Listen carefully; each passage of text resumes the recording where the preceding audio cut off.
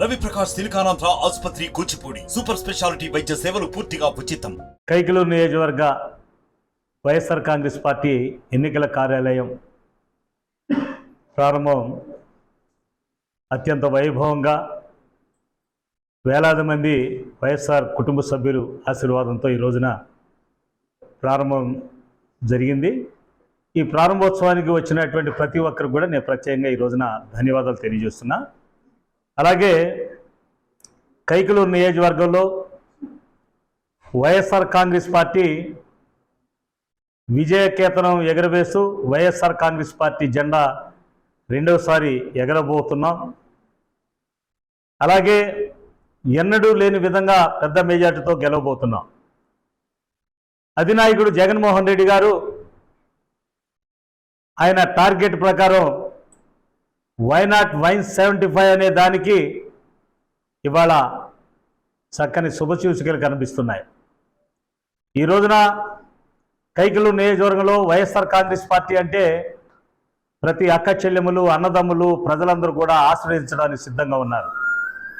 పేదలు పేద బడుగు వర్గాలందరికీ అందుబాటులో ఉండేటువంటి నాయకత్వం ఈ యొక్క నియోజకవర్గంలో నుండి ఎవరికి ఏ ఆపద వచ్చినా ఏ సమస్య వచ్చినా ఎప్పుడు అత్యవసర పరిస్థితి వచ్చినా డిఎన్ఆర్ అనేటువంటి వ్యక్తి అందుబాటులో ఉంటాడనేది ప్రజల ఒక నమ్మకం.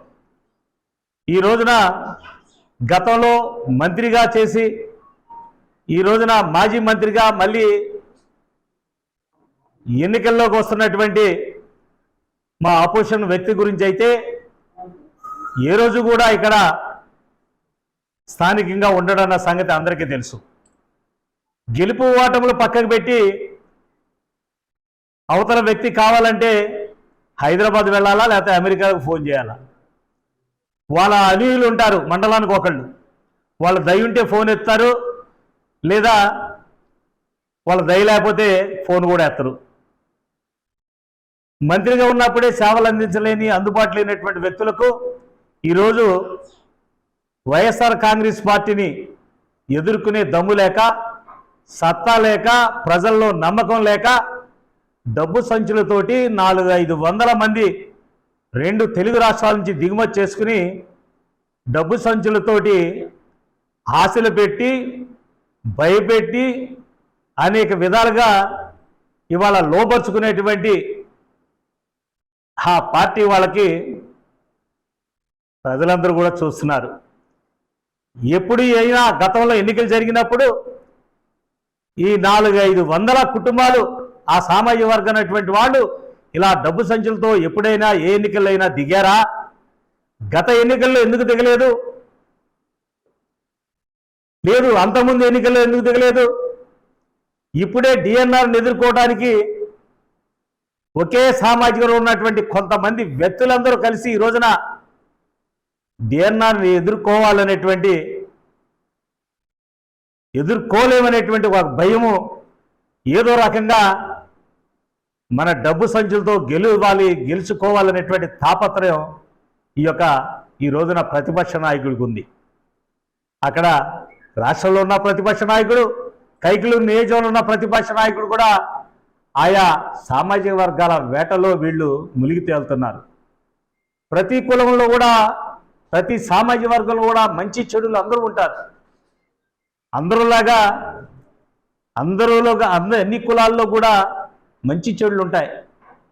అందరూ మంచిగా బతకాలని చూస్తారు. కానీ ఏదో ఒక చోటన అన్నిటికీ వదిలేసి సిగ్గు లజ్జ వదిలేసేటువంటి వ్యక్తులు ఉంటారు. అలాంటి వ్యక్తి ఈ రోజున కైకలూరు నియోజకవర్గంలో ఉన్నాడు.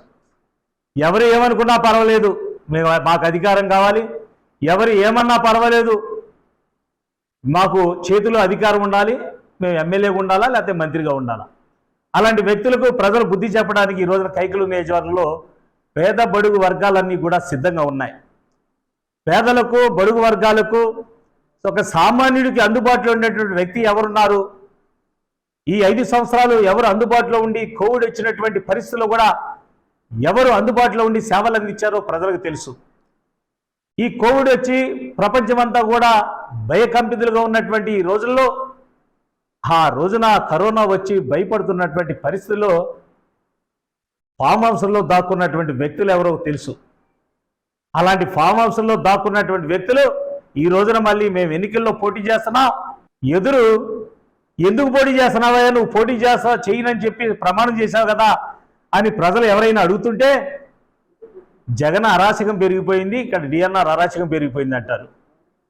చెప్పుకోవడానికి వాళ్ళ దగ్గర నేను మంచి చేశాను, ప్రజలు నన్ను కోరుకుంటున్నారని చెప్పే దమ్ము లేక జగన్ అరాచకం పెరిగిపోయింది, డిఎన్ఆర్ అరాచకం పెరిగిపోయింది, అందుకనే ఎన్నికల్లో వస్తాను అంటున్నాడు. అంటే ఈయన శ్రీకృష్ణ పరమాత్ముడు, శ్రీకృష్ణ పరమాత్ముడు ఇక్కడ ఎన్ని సరిదిద్దడానికి వస్తున్నాడు. ఏదైనా దోచుకుని దాచుకుని నువ్వు దోచుకున్నావు కదా, మొత్తం దోచేశావు ఈ రాష్ట్రాన్ని మంత్రిగా ఉండగాని ఉన్నటువంటి భారతదేశంలో ఉన్న టీవీలన్నీ కూడా కోడై కూసాయి 2-3 నెలలు. ఇన్ని 100 కోట్లు దోచేశావంటే లేదు లేదు లేదు నేను సత్యవంతుడిని, నేను చిత్తూరు జిల్లాలో ఉన్న వినాయకుడు బొడ్లో ఏలెట్టాను, నేను నిజాయితీ పడింది అని చెప్పావు. కానీ ఇప్పుడేమో ఆ అవినీతి సొమ్మంతా ఇప్పుడు మీ వ్యక్తుల ద్వారా ఈ రోజున కైకిలూరు రప్పించి డబ్బు సంచులతో జనాలకి ఆశ చూపించి బెదిరిస్తున్నావు, ఆశ పెడుతున్నావు, ఆ డబ్బు సంచులతో లొంగ తీసుకుంటున్నావు. పాపం అమాయకులైనటువంటి వాళ్ళు బలైపోతున్నారు. జగనన్న పాలనలో జగనన్న ఆశీర్వాదంతో గెలిచినటువంటి ప్రజలకు సేవలు అందిస్తున్నటువంటి వ్యక్తులు, కొందరు అమాయక వ్యక్తులు మీ ఆశలకేమో బలైపోయి రేపు వాళ్ళ జీవితాలు ఏమైపోతారో తెలియని పరిస్థితి. అంటే వాళ్ళ జీవితాలు నాశనం చేయడానికి నువ్వు సిద్ధంగా ఉన్నావు. ఏం చేయాలనుకుంటున్నావు అంటే నీలాగా వాళ్ళు కూడా నీ బురద వాళ్ళకు కూడా అంటించేసి సమాజంలో వాళ్ళు కూడా ఒక ప్రజాద్రోహుల కింద చిత్రించాలనుకుంటున్నావు. కానీ ఈ రోజున వైఎస్ఆర్ కాంగ్రెస్ పార్టీ అంటే పేద బడుగు వర్గాల పార్టీ, పేదలు ఎక్కువగా ఉన్నటువంటి పార్టీ కనుక పేదలు జగన్మోహన్ రెడ్డి గారు అయితేనే మళ్ళీ ఆయన ముఖ్యమంత్రి అయితేనే మాకు మంచి జరుగుతుందనేటువంటి ఆలోచన ఉంది కనుక పేద బడుగు వర్గాల ప్రజలందరూ కూడా జగనన్నను ముఖ్యమంత్రి చేసుకోవడానికి సిద్ధంగా ఉన్నారు. ఈ రోజున వైఎస్ఆర్ కాంగ్రెస్ పార్టీ ఎన్నికల కార్యాలయం ప్రారంభోత్సవం సందర్భంగా వచ్చినటువంటి మరి ఎన్నికల్లో వచ్చినటువంటి ఈ కార్యకర్తలు వైఎస్ఆర్ కుటుంబ సభ్యులందరూ కూడా ముఖ్యమనం ఏంటంటే రేపు 22వ తేదీన అంటే ఇది సోమవారం, ఈరోజు మళ్ళీ వచ్చే సోమవారం రోజున ఉదయం 9 గంటలకే ఈ ఏలూరు రోడ్లో ఉన్నటువంటి కైకిలూరులో ఏలూరు రోడ్లో ఉన్నటువంటి ఎన్నికల కార్యాలయం దగ్గరికి అందరూ చేరుకోవాలి. పెద్ద ఎత్తున ప్రతి గ్రామం నుంచి 400-500 మంది వైఎస్ఆర్ కుటుంబ సభ్యులు చేరుకుని ఆ రోజున 22వ తేదీన నామినేషన్ వేసేటువంటి కార్యక్రమం కనుక మీరందరూ కూడా వచ్చి నన్ను ఆశీర్వదించవలసిందిగా మిమ్మల్ని అందరూ కూడా ప్రార్థిస్తూ ఈ యొక్క ఎన్నికల సంబరాలు దేశంలో అన్ని చోట్ల ఒక రకం ఉంటే ఆంధ్రప్రదేశ్లో ఈ రోజున కైకిలూరు నియోజకవర్గంలో ఒక బ్రహ్మాండమైనటువంటి ఎన్నికల సమరం జరుగుతుంది. ఏమిటా ఎన్నికల సమరం అంటే పేదవాడికి పెత్తందారికి యుద్ధం జరుగుతుంది. పేదవాడిగా వచ్చినటువంటి డిఎన్ఆర్కి పెత్తందారి వ్యవస్థ నుంచి దోచుకుని వచ్చినటువంటి ఈ కైకిలూరులో అందుబాటులో లేని హైదరాబాద్లో అమెరికాలో ఉన్న వ్యక్తికి అందుబాటులో ఉంటూ ప్రజలకు సేవలు చేస్తున్నటువంటి పేద వర్గాల అభ్యర్థి అయినటువంటి డిఎన్ఆర్కి యుద్ధం జరుగుతుంది. ఆ యుద్ధానికి అందరూ కూడా వైఎస్ఆర్ కాంగ్రెస్ పార్టీ సిద్ధమవుతుంది. ప్రజలందరూ కూడా సిద్ధమయ్యి డిఎన్ఆర్ను ఆశ్రయించడానికి సిద్ధంగా ఉన్నారు.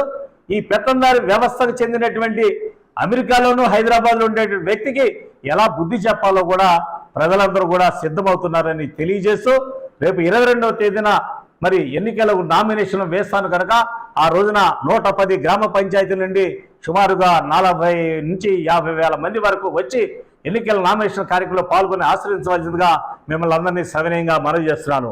జై జగన్. మరిన్ని వీడియోస్ కోసం ఛానల్ ని సబ్స్క్రైబ్ చేయండి, లేటెస్ట్ అప్డేట్స్ కోసం వాట్సాప్ ఛానల్ ని ఫాలో చేయండి అండ్ లింక్ డిస్క్రిప్షన్ లో ఉంది.